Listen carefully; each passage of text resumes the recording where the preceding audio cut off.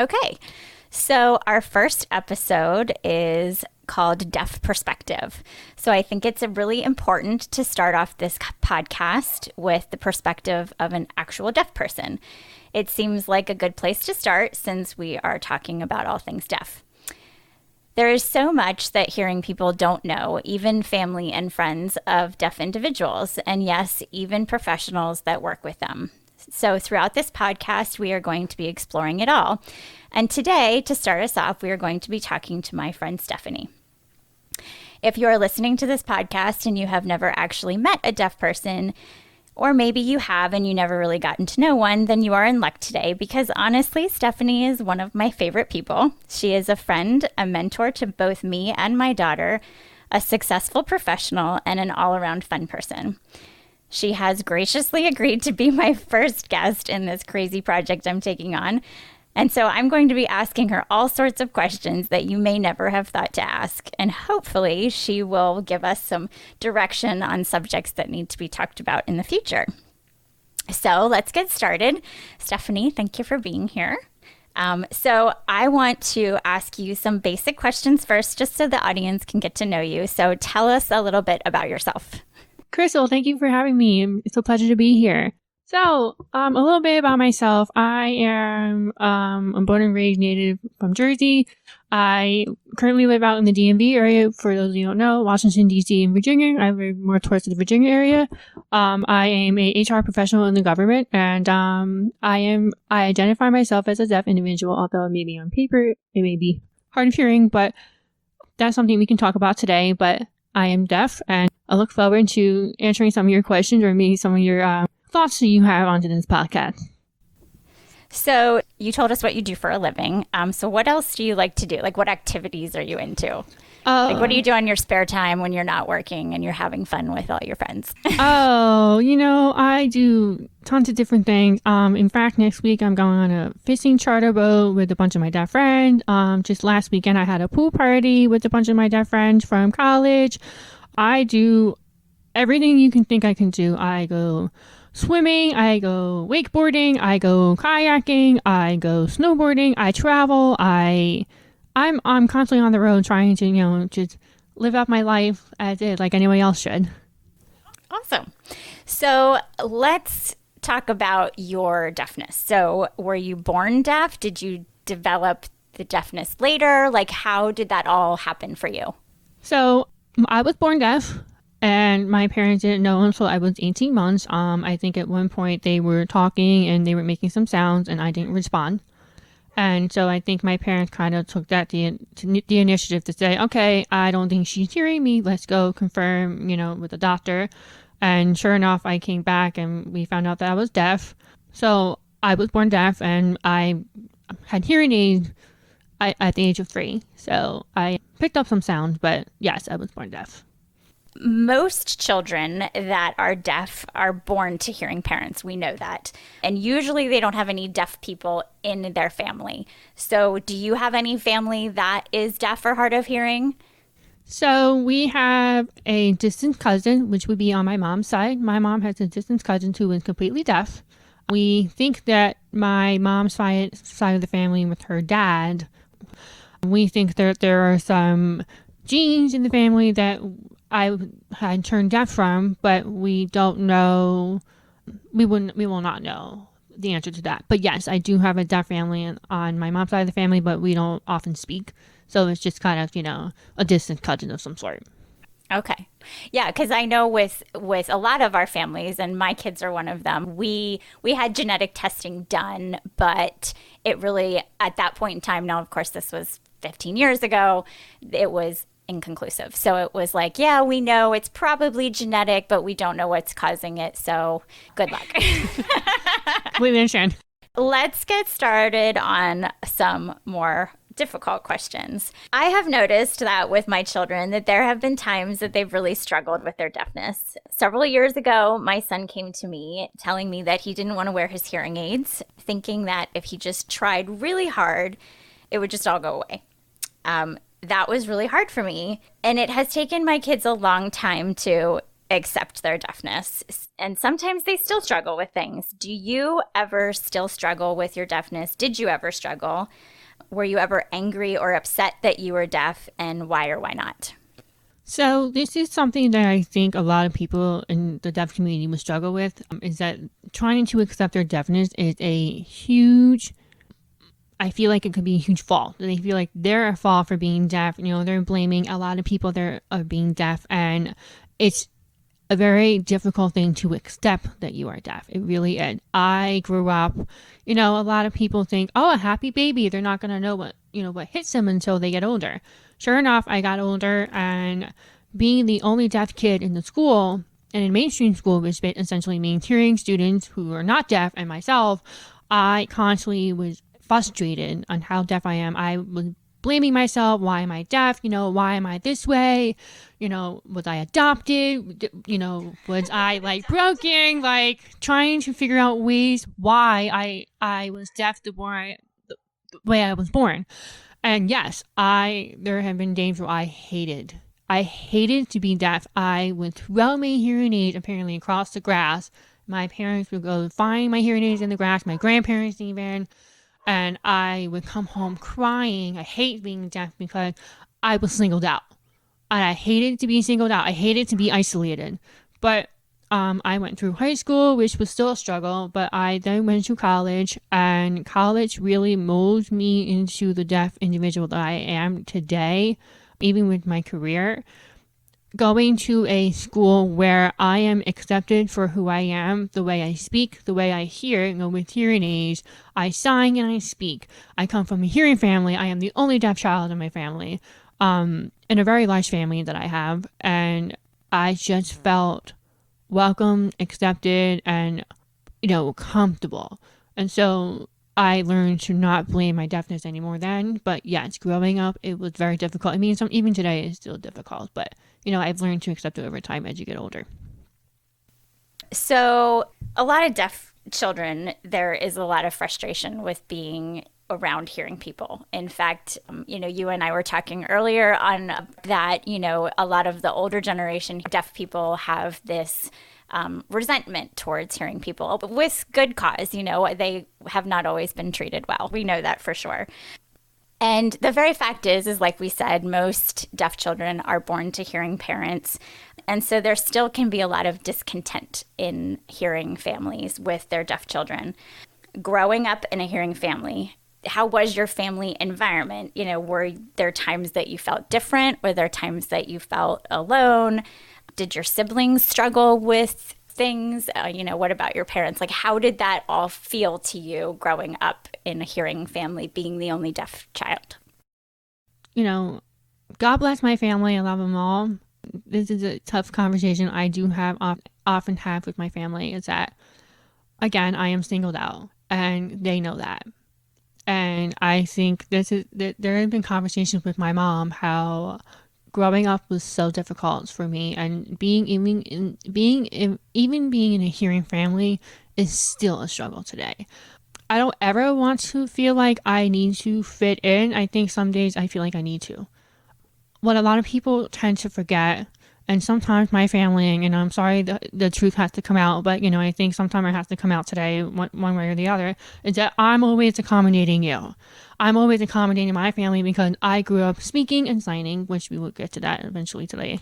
But the fact that I speak, and I had speech therapy for so long that, I've accommodated all of them, and it was very difficult for them to accommodate me. Now, side note, I had family who picked up sign language when I was younger, but then I've learned that I've spoke so well that my family forgets how well I speak. They tend to go, oh, that's right, I forgot, she can speak, but, still, at the end of the day, I'm only getting 50-70% of the conversation. As much as I try hard, I've learned to not speak up anymore, I think, because I'm tired. I'm trying to accommodate them, and I'm trying to accommodate me. So growing up in a hearing family, my family did what was best for me, and I truly believe that to this day, what they did was best for me, and I, as I get older, I make what's best for me now. I have made those changes. So growing up in a hearing family, it is difficult. And, I have one sibling who is hearing, and she took it very hard, probably because my parents, finding out I was deaf, they said, what do we do now? And they really had to shift all their focus on me, going to the audiologist, getting hearing testing done, going to speech therapy, going to school to get to work with the teachers of deaf, trying to get my education on track. And they kind of lost the sight of my sister, which really kind of tore her relationship apart, but she really resented some of us because she didn't have that attention as much as I did.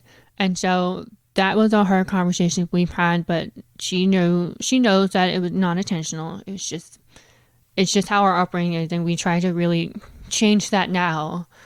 I hope that she realizes that now, but sometimes there are tough days where I think she misses it, that she wishes she had some of the same attention that I did. Okay, so I think if we could change anything, if the two of us would say we could change something, it would be the attention that was spent together for the two of us, not just me all the time. Right. And that happens a lot in any family that has a child with anything that's out of the norm, or even in normal families where there's like a child that just takes more energy with their personality or things like that. A lot of times siblings can be resentful, and our family has been very lucky that both of our children are deaf. And I know that sounds weird to say to a lot of families because they're like, wow, you think that's great your kids are deaf, but it has been because they both get equal attention because I have to, but even at that, my son does better with speech and hearing than my daughter. And so there are times where I have to step back and say, okay, hey, I've been paying a lot of attention to Samantha. I need to make sure I step back and make sure he's good, because it is really easy for hearing parents to forget, especially when they get a little older in their teen years. Your kids are, you kind of have a rhythm going. And then all of a sudden your teen is like, I'm still deaf. And you're like, oh, yeah. I forgot for a moment. Not that I forgot that they're deaf. I forgot that I need to accommodate them as much as I should. And that's a total parent mistake. It for 100% is. But it's one of those things that it's really hard because some things that you don't think about unless you have to think about them, And so then it's like, oh, I got to get myself back on track. I got to remember that I've got to accommodate. And it does take a lot of energy. And some parents are better at it than others. Yes, I agree. So, and that's the other piece, is that as difficult as it is for deaf people growing up in these hearing families, like there is this disconnect. And parents feel that too, and we're trying to do the best things possible, but a lot of times we're failing in many ways. I think what I try to remember is that the generation is changing over time. The technology is changing. The time today is changing, and so in my situation, I think it would have been better if my sister and I had two different interests of things. We were dancing growing up together. So we were doing the same thing. We got the same attention. But I think at one point, I think they could have taken her out and do like a stream night or even a movie night with the three of them, and then kind of leave me with the grandparents or whatever. That may have even out the attention span, because all their attention has been putting on me towards family doctors and going out and meeting everybody. So I think try to remember that if you do, that you're not purposely trying to do that. Part of me wishes that my parents had did that. Maybe they did, and I don't know about it, because it was, again, the sole focus was on me.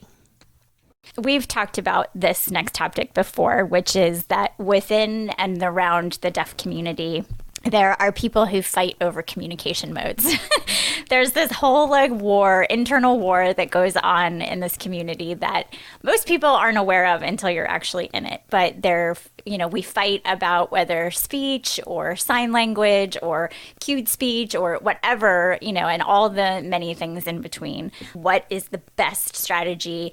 And of course, it gets very confusing, because depending on what expert you're talking to, then they will tell you, well, this is, statistically better. And then another person will say, well, no, it's not. And you're doing your studies all wrong. And so on and so forth. So as a deaf person, you speak and sign. Which do you prefer? And do you feel that it's important to have both, or would you be happy with one or the other? So I First off, I will appreciate that my parents had made the decision for me to do both. Okay, at the age of 3, I picked up speech and signing. So it's not like I had a choice. I was given that communication. They wanted best of both worlds for me, and to this day, I am still grateful that they made that decision for me. So for me, in a hearing community, of course, speaking is going to be so much easier because I can speak. I mean, all of you are listening in right now, hearing me speak. So of course, I'm going to speak because it accommodates you. But if I have a deaf friend that we speak and sign together, I will speak and sign with them. If I have a deaf individual that does sign only and no speak, I will sign. So I'm essentially accommodating whoever their preferred language of communication is. But me personally, if I had a choice, and if you ask my parents, if I had to choose between speaking and signing, they will tell you, no doubt, that I will immediately pick signing because without my hearing aid, I am deaf. I do not hear anything. This tool is essentially for the hearing community and not for me. Maybe I'll use it for music or, people talking, but most of the time I can take it off. I can still communicate. I can still have a conversation, even a genuine conversation with somebody who's speaking in sign. So I am not opposed to those who just speak. I am not opposed to those who just sign. I just so happen to have the best of both worlds and so happen to have the best of both communication. So for me, I'm happy with what I have. I don't want to say there's one better than the other, but because I call myself deaf and I am a deaf individual in the deaf community, of course I'm going to pick sign. And the reason that I asked this question is because we always have a lot of parents, and hearing parents say, well, I want my kid to talk. We live in a hearing world. That's the argument, right? We live in a hearing world, so my kid should talk. And then the deaf community comes and says, we have this whole culture, we have this whole language, it's so much easier. And so there's just this kind of disconnect there. And with me, I wanted whatever to stick. For me, I was like, I don't care what it is. If I have to learn freaking Chinese, I will figure that out because I just want to talk to my kids. And so we kind of have done this whole blend of we switch back and forth, and I can sign and I can speak. I don't do well when I do both at the same time. But I still feel like I can hold my own in the sign language world, but I'm not nearly as fluent as my kids. But that was just my perspective, is I just wanted something to stick. I don't care what language it is. I just want to figure it out, and then we'll go from there. But that is kind of something that a lot of parents struggle with because, there is this, call it audism, where it's like, well, you're deaf, so you need to accommodate. You need to figure it out, not me. And I think that, and I'll just say it because this is my podcast and I'm allowed to be controversial. Right. I think that's a huge mistake that a lot of parents make. I mean, as a hearing parent, I understand that you want your child to speak your language. I get it. I do too. But if you're going to make them do it, then you should put in the same amount of work. But that's just my personal, and there's probably going to be a lot of people on the internet that are like, But that's the purpose of this podcast, right? We're talking about things other people don't want to say. Yes, very, very raw answers. I think on top of what Crystal is trying to say too is that, remember what I had mentioned earlier, that I am accommodating you. Where are you meeting me halfway? So how is it fair for one who to learn speak and sign that you're not accommodating me halfway? So I always, like I said, I can sign and I can speak. But most times, it's everybody speaking back to me. Most people that sign back to me are either the interpreters, ASL interpreters, or my deaf friend. And so, essentially, at the end of the day, again, I'm not bashing out anyone who's on the other side of the spectrum, but at the same time, I have the best of both worlds. But, I did this because I'm speaking because I'm accommodating, and it's easier. Of course, we want to find something that's easy for all of us. So I do it. But at the end of the day, someone who's signed doesn't necessarily mean they can't communicate. They have other ways of communicating out to the hearing world, like writing on paper, writing on text. Of course, we have all this technology nowadays. We have live captioning and Google Transcribe and all that. So it's not like they're going to not be able to communicate. They are. It's just in a different method. Sure. Yeah. And we do live in a great time right now with a lot of different technology. Still a long way to go, but a lot of different technology. Yes. Okay, so going along with the whole speech and sign thing, as I mentioned before, there are some deaf people out there that really resent being forced to speak and learning to speak. And again, this is a lot of the older generation of the time when, deaf people were told to sit on their hands and they weren't allowed to sign and all of that stuff. And I feel like we've gone away a lot from that. There's still pockets of that in different areas. But have you ever been upset that you were forced to have speech therapy? Were there some speech therapists that you did better with and others that you were like, I really don't like this person because they're just making me talk and they're just not being accommodating? So again, this is not something I have shared with my parents. So I'm sorry, Mom and Dad. But I had to spend years going to speech therapy from the age of 3 all the way to high school. Okay, that's from the age of 3 all the way to 19. It's not that I hate it, it's just so much of I was going. And I had a really hard time trying to break it down between crunch and crunches. So that was the process that they were trying to do. But I also was told that I was doing the difference between Ken and 10, which is K-E-N and T-E-N. So I had a really hard time trying to do my R's and my T's and my S's and my K's and all that. And so I think that essentially was for speech therapy. And then as I gotten better at trying to nail those words, I think I continued to stay in speech therapy trying to pronounce harder words. Speech therapy was rough. Yes, there were some speech therapists that I meshed well than others. But again, by the time I got to college, I really didn't have speech therapy anymore. It was more so trying to get across public speaking. I often notice that I speak too fast and I don't really think about what I say. So I am always trying to catch myself to slow down and try to really say what I say. And people will tell you I do that a lot and I do forget to do that. So I don't resent speech therapy. I think it helps me try to say the words I'm saying, but it's trying to have a conversation might have been maybe a different focus. But I think it was more so of trying to pronounce the words. So I wouldn't say I resent it. It was helpful, yes, but I can understand why some people resent that. But I'm still speaking. I'm still here. I'm still talking, so. And it's a really hard thing for the deaf community to learn how to communicate. Like we've talked about this before with my daughter. She goes into a new atmosphere, she speaks and she signs.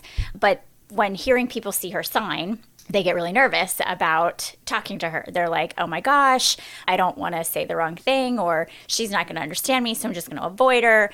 And it's not until she starts to verbalize her own voice that they start to let their guard down and start to hang out with her, which is honestly terrible, but it is what it is.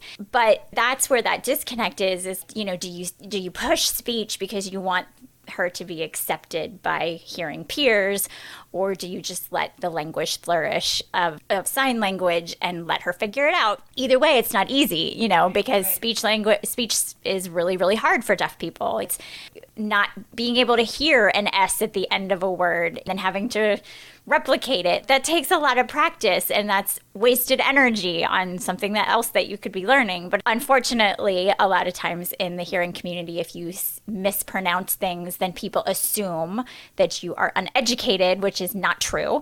But that's what people assume. I don't want my child to seem uneducated, so I want to make sure that she can say things right and all that stuff. But then you're like, man, this is a lot of energy just so she can say her S's.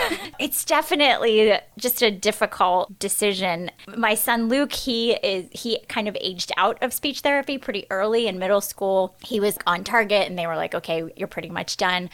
Samantha is still in it though, and she's going into high school. It's definitely a conversation we have every year of what does this look like for you? And is this something that you still really need? And some of that is not knowing what her future will be. And I think that's also a thing for a lot of hearing parents is they're not sure, is my child going to be in the deaf community or in the hearing community? How do I bridge all of that? So having this conversation, I think I was able to speak well and I got my point across. I think it was more of trying to make sure I was understood on the other end. Making sure my audience understood me. So I think by the time I got in high school, I think I already knew. I kind of aged out, but I stayed in to make sure that I was saying the right things. And I think that's what I forgot. More kind of like a giving a presentation class or speaking skill. That's the word I'm looking for. Is that I'm going to speech therapy to make sure I speak and that I'm understood. So not so much of speech by the time I got to high school, but more so trying to make sure I was understood. That's all. So another hot topic is hearing technology.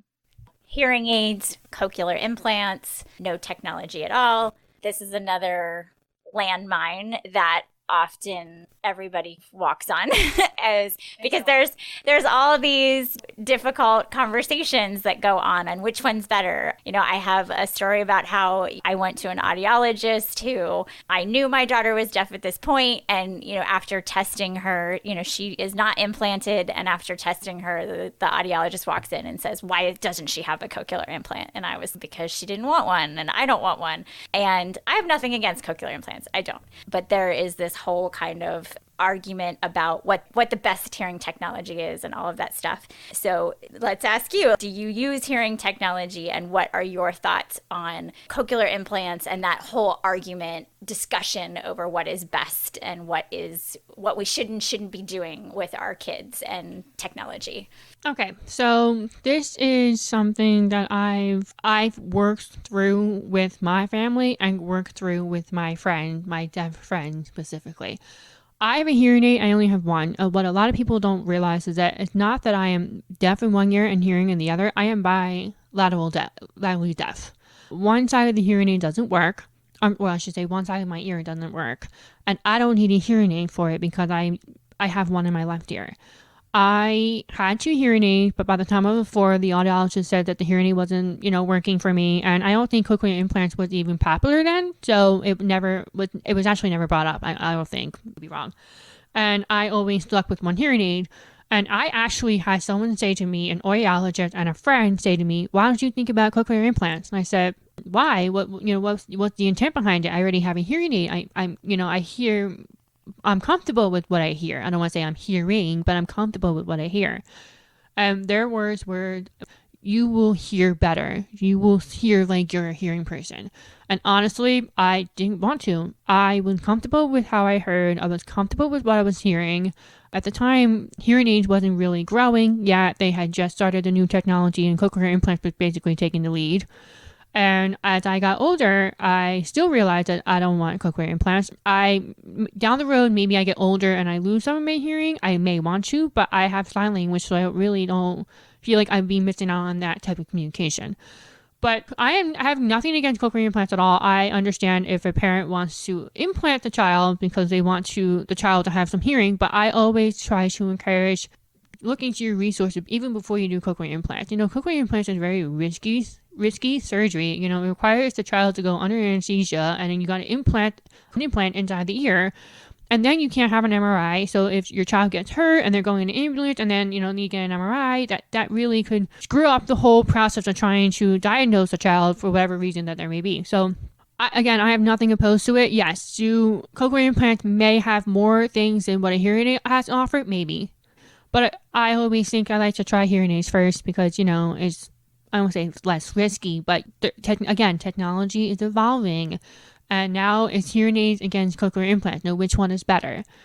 Hearing aids would probably be better fit for those who have some sort of hearing, and cochlear implants would probably be more so for those who are completely profoundly deaf.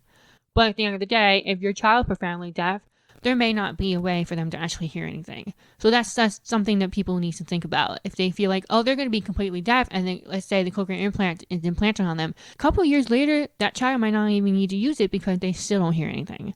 I have friends who have cochlear implants, but they decide, I don't hear anything. What does this benefit me?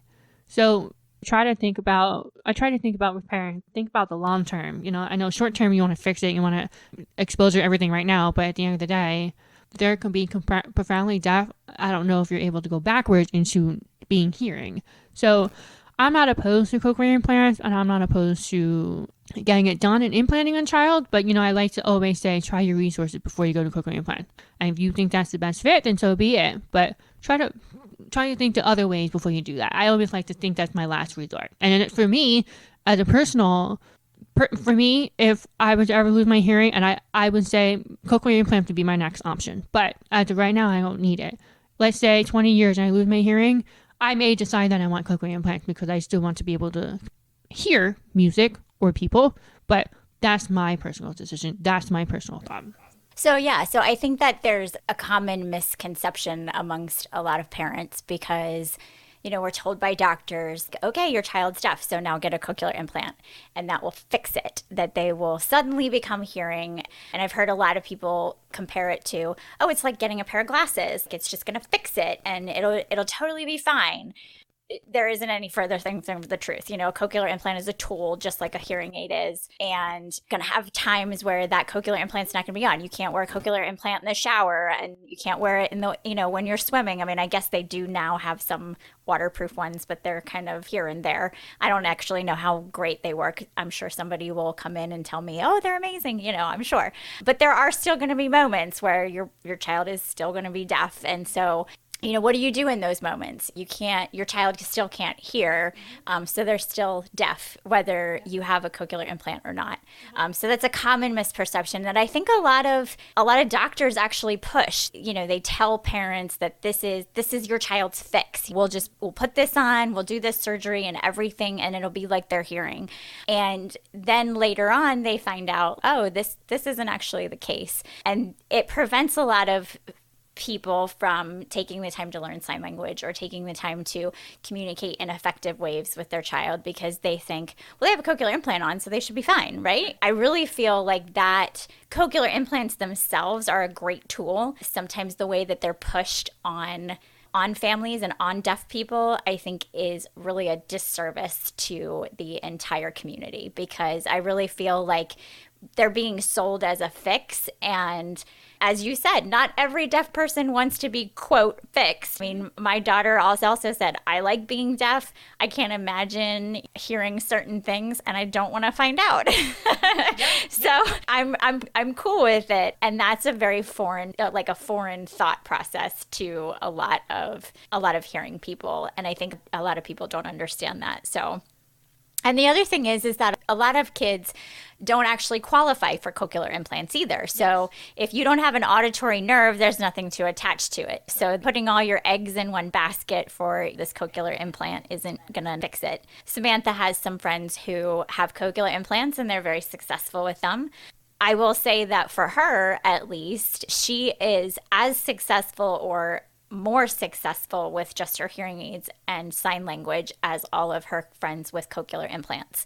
So I don't feel that by not getting her a cochlear implant, we have done her a disservice as far as communication access, which I think is where a lot of people are told differently. I can't tell you how many professionals I've talked to that are like, I can't believe you didn't get her a cochlear implant. And you're just like, oh, I want to scream right now. She's fine. Right. I think what people also tend to forget is that it's not the end of the world. You have a beautiful individual that is still succeeding in life. What a lot of people don't think or know is that deaf people are successful. We can do a lot of things. I can list them all, but I'd like to let you find out that for yourself, in Crystal's future podcast. But just know that it's not the end of the world. And there are other ways other than cochlear implants. There are other ways and other than hearing aids. There are ways to connect with your loved ones, your child, your friends, your family, other than just speaking and using cochlear implants. You'll find out more about my crazy children and all the different things that they do. And we'll have a lot of other deaf people on this podcast as well. So the next topic is about school. Most deaf and hard of hearing kids are in mainstream regular schools. They go to neighborhood schools and they just get accommodations. And that can be really difficult. The benefit of that is that they're around hearing peers. They tend to have the same curriculum, but accommodations are really hard. And then there's the people that are like, all deaf kids should be in deaf school and we should be around, everything deaf. And the benefit of that is that you're getting socialization with people that are just like you. You're having this amazing experience. But the other argument is does that prepare you for the the rest of the world, you know. So you have gone to both deaf school and hearing school. So what are your thoughts on that? So growing up, when my parents found out I was deaf, I went to a pre-K school that was somewhat a deaf school. We just had a deaf contained class in a hearing school. So we interacted with the kids probably only during lunch and gym, but the rest of the time it was just us. And so all the way from that to fourth grade, I was in that deaf contained class for the majority of my time. And then I actually ended up having to take fourth grade again because my reading and my writing skills weren't up to speed, up to par as the other hearing students were. And my parents pulled me out and I had to take fourth grade again in our the school district that I was living in, and in fourth grade all the way to 12th grade. And I had a teacher of the deaf and I had an interpreter with me at all times, all the way from fourth grade through high school. And so I don't have a favorite, I think, because I experienced the best of both worlds, or experienced both schools. But I think it really narrows down to your education. I was very upset and very sad that I had left the deaf contained school with the mainstream school. But my parents did what was best for me to make sure that I had the proper education and to make sure that I would actually succeed in life. And without them today, and without the teachers that I had and all the interpreters that I had and the college that I went to, I wouldn't be the HR specialist that I am today for the government and being successful in my career and in my life, in my personal life.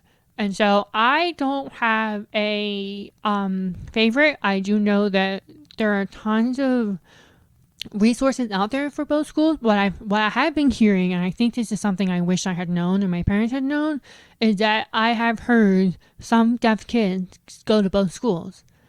So deaf kids would go to the deaf school for all the activities like gym, lunch, art, and whatever else there may be. But anything educational, they would go to the public school and do science, math, history, English with a teacher of the deaf and an interpreter. So they had the best of both worlds. They actually were able to, and that only works if you lived in an area that had a deaf school close by. And I have heard great things about it. I don't know enough about it, but I do know that is something that is rapidly growing in this deaf community. I hear it's very popular, and it really gives the child a good balance between the hearing community and the deaf community. So they get to have deaf and hearing friend. And so if I had the option, I would have actually done that. I think that would have helped me a lot trying to find my deaf identity, I guess, some sort before college. But, I didn't find it until I got into college. But if I had to choose, I would have done both. But really, at the end of the day, everybody wants to do what's best for their child, for their friends, for their family, to have the best education and be successful in their life after high school, after college. And so my parents did that for me to make sure that I was successful. And today I like to say that I am successful because of that. As much as it hurt them, they had to pull me out and took me away from my socialization with my deaf friend, we still found a balance to finding deaf friend on the weekend and doing pool parties and going bowling alleys and do whatever we can do to meet the balance of hearing school and a deaf community. Yeah, so I think that that's something that's really important because I know with my kids, the deaf community is not really around them at school. They Samantha a little bit more than Luke because they go to different mainstream schools, which is a whole different topic. But they are not exposed to a lot of deaf and hard of hearing kids, and so they have a great education. They're doing great in school and all that stuff. But what I found is that socialization was really lacking. And when I introduced them to the deaf community, even in the form of like just summer camps, where over the summer they would go to a deaf camp for a week. They would come back and they'd be like, wow, I'm not the only one. I'm not the only deaf kid, because it can feel really lonely in a hearing school if you're the only deaf kid. There's no other kids in your school that have this accommodation. Nobody else wears hearing aids. And even if they have hearing friends, like one of the things that my son always says is nobody really actually understands. Like, I have friends who, they're accommodating and they're great. And some of them even keep hearing aids, hearing aid batteries around for me and things like that. But they don't actually understand what it's like, And so I think that, that's a piece that a lot of families miss, is that if you do feel that being in a mainstream school is where your child belongs, you need to supplement that and at least get them around something that resembles somebody like them. So, school is difficult with the whole concept of bullying and making friends and all of that kind of stuff. So, I guess my next question going along with the whole school thing is did you ever suffer for that? Because that's a lot of parents' fears. Like, that's one of the first things that parents will say to me in my experiences: is my kid going to be bullied? Are they going to end up being the outcast, and will they have friends? So what is your experience with that? And if you were bullied or had trouble making friends, how did you overcome that? So I think every kid, or I would like to say every individual on this earth, is going to be bullied at least once. I was bullied in middle school. I didn't know it. So my name is Stephanie, and they used to call me Daphne. I did not know it because it didn't make sense to me at the time, and I didn't take that personally because I wanted to be called Stephanie. I did not want to be singled out. I tried so hard not to be singled out. I would join clubs. I would do a sign language club. I would join many things I could think of to try not to be bullied, but that was the only thing I had only ever faced. But I think as I got older in high school, these kids knew me, and I think they just kind of swept it under the rug and be like, oh, there's that deaf kid, and she just kind of single herself up. I even did swimming in high school and try to really make friends, but it was still tough. I had two high school friends. Unfortunately, we're not friends as much as we used to be, but they were the two people I could really depend on and say, hey, listen, I'm having a really rough day. I just need you to be my friend for a minute and just kind of, hear me out. And so they were those friends. And I think it's just a matter of trying to get your child involved in something that maybe they may change that perspective. I think the only reason why they did that was because they don't know me. They don't know me well enough. They don't know what I was capable of in middle school. I was still very new in the hearing community too at the time in middle school, after being in the deaf contained class, with a bunch of deaf kids. So it was new to me, it was new to them, and this is back in, 1990s. The ADA didn't even approve until the year I was born, in 1990. So it's all very new. It was still very new to us. Like, what was an interpreter? What was a teacher of the deaf? What did that mean? Like, what do you mean talking about accommodating this person? What do you mean talking about accommodating in closed captioning? So it makes sense of why it was that back then, but I think, again, at one point somebody will be bullied in one way or the other. But yes. And honestly, we still have some of those issues now. Like, it's 2021, and we still have people who are like, what's a teacher of the deaf? Or, oh, do they really need a sign language interpreter for this? Yes, we do. Yes, we do. Yes, we do. Okay, so we've talked a lot about your childhood. So let's talk about the now. You are working in corporate America. You are a successful, independent adult. You're a homeowner. You're kind of rocking adulthood. What are the biggest challenges that you have right now with being deaf? Do you have challenges, or are you like, I got this, I'm good? Do you feel like there are things that you're constantly like hitting a wall with, or is everything good? So some days I'm good. I am, like you said, I am rocking it and I'm having a good time, and I really don't care about what people think of me, because you know what, at the end of the day, they're having the problem, not me. If they have a problem with me, they can come see me and we can talk about it.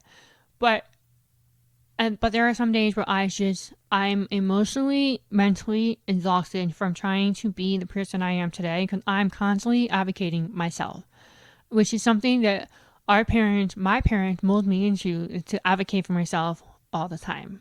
And to get tired to do that every day, to make sure I have an interpreter for a doctor's appointment, to have an interpreter for a town hall or a big meeting, that I have to tell somebody, I need you to move your mask, especially with COVID. I need you to move your mask and talk to me. I need you to speak into my phone. I need you to do this. I need you to do that. I go home and I would cry because it's so difficult to constantly do this all the time. And one day I just say, I give up. I don't want to try today. I don't even want to go out because I've done that for so long. And, one day you just need to crash. It's kind of like working out. You work out for 6 days in a row, but your body just can't take any more workout. So you crash for one day and 2 days, and then you get back on the elliptical and you're rocking it. Okay. It's the same way for me. Working where I work now, I work with a bunch of hearing people. And they also tend to forget that I am deaf. I do speak so well. They have been much better with looking at me and making sure that they understand me, and they know a little bit of my history because I've talked to them about it. But again, it's always a constant struggle. I need you to look at me when you're talking to me. I don't understand what you're saying. Can you write it down for me? Because there are times where they say something and I'm like, I'm not understanding what the term you're saying. They will write it down. I'm like, oh, that's not what I didn't comprehend it at the time. So it is a constant struggle. I've learned to just kind of wing it every day because I am mentally invested in trying to make sure our communication is successful. I'm always wanting to make sure that I am, being said and I understand them. But, again, it is exhausting. But you got to wake up every morning because it's a new day. Yesterday and tomorrow's not guaranteed. So I like to wake up in the morning and just say, you've got this. And if you're tired, take a breather or two and just walk right back in and be that boss lady and be like, you got this. You can't. There are some days where you just wing it. You just kind of wing it. Yeah. And I think that's something that I've heard from a lot of deaf people. My kids are the same way. They're like, it's just too much today. I'm tired. They work really hard to pay attention all the time. Just the attention itself, of focusing on an interpreter they don't have the luxury of just like dozing off in class. They have to focus the whole time they're in class. And so it's like, all right, I can't have a down day where I'm just going to put my head down and pretend I'm listening to the teacher. Like they don't have that luxury. So yeah, I think that's listening fatigue is what they like to call it. Yeah, it's so true. And it's something that, when a lot of people say, oh, it's probably easy not to hear anything. But honestly, lip read and speak itself is already a work. And then for me to go home, going out my 8 hours of my day doing that. And then let's say someone goes, let's go for happy hour. Oh, that's just going to make it twice as hard because now there's so much sound. There's people constantly moving around the room. So I can't keep up with one conversation. I may be the fourth person in the group, but I now have to constantly move my eyes from the person to the left of me, the person in the middle of me, and the person to my right. So, if you're having a hard time understanding your friend, imagine how hard I am understanding them. Sure, yeah. On top of that. Lip reading and sound on top of that. Yeah, almost impossible. Very, very. Okay, so we have talked about the deaf community a little bit. And, I've told you before that, you are my daughter's deaf mentor. I've talked to other deaf people in the past, and I was like, no way, no how do I want this person to be a deaf mentor, because they have been very negative towards hearing people, have had very, very strong feelings about hearing technology. And so tell me about your experience with the deaf community. Why is it important to you? What do you get out of it that you don't get from the hearing world? And how do you navigate being away from those negative people? So that's a loaded question, I know. That is a very loaded question. Making sure I'm trying to get my point across, but also for people to understand where I'm coming from. I am happy in both worlds, but the deaf community is extremely important to me. Not because of what I think about them or what they think about me. It's more so of a sense of homeness. I'm speaking the same language they are. I can take my hearing aids out and not have to worry about being misunderstood. There's no miscommunication. I don't have to work twice as hard as a hearing person because I am constantly reading their lips. This person is just, you just kind of go together like Jello. Like it just flows and you kind of go with the waves and you just kind of float. And so it's important to me that I am in the community because I feel like I belong. I don't feel like I have to constantly struggle to be in a community. And I'm not singled out. I have many hearing friends, but I also have many deaf friends. And I can walk in a room and be like, I can talk about anything. In a hearing room, it's more of like, okay, who has the better lips so I can lip read? Who doesn't have a beard? Yeah. Do they have, what type of lips do they have? What type of teeth do they have? Do I really, I really have to think about who do I really want to talk to, and how long do I want to listen to? I'm not listen, but read them. Okay. And so their facial expression, their eyebrows, their cheeks, their lips, their teeth. Whereas a deaf person, I don't have to worry about that because we use our hands. Of course we're moving our mouths, but most of the majority of the conversation is all in sign language. So I'm using my hands more than anything. So it's important to me that I have my deaf community, and I actually just recently moved to the DMV area for that reason. I used to live not far from Crystal, and I moved because I needed that for me. And it was actually probably one of the bravest things I've ever done, other than going to college 6 hours away from my parents. And you did it in a COVID year. I moved like 3 months before COVID hit, and so that really, it was a tough year. But now this year I've been making up for it by going out every weekend with all my deaf friends. But I can walk into a room, take my hearing aid out, and just be like, I don't have to hear anyone. I could just sign. And I can go on. We can go on for hours and hours and hours because the conversation never ends. Because in this time and age, comparing to 100 years ago, people had to write on paper and they had to mail everything. They didn't have phones. We didn't have text messages. We didn't have FaceTime or Zoom. So they would have to go bang on somebody's door to even sit down and talk. And then they would have to walk all the way home if they didn't have a car. So we're really trying to take the time to talk to our friends, our deaf friends in person, because like you guys, you can probably hear, you're probably listening to this while you're driving. You're probably listening to this while you're on your lunch break. I can't listen in. I have to watch in, which is more work. Right. I can't talk to my friends while I'm driving halfway across the country. I can't talk to my friends while I'm on my way to work or a doctor's appointment. I can't do that because it takes my eyes off the road. Yeah, and if you're listening to a podcast as a deaf person, you're reading it, really. Yeah, like you can probably be cooking right now and listening to this. So we don't have that advantage. We don't have that accessibility. So we spend as much as we can, at a certain time. Yeah, and I have found that in my experience, and not every hearing person has this experience, but the deaf community is fun.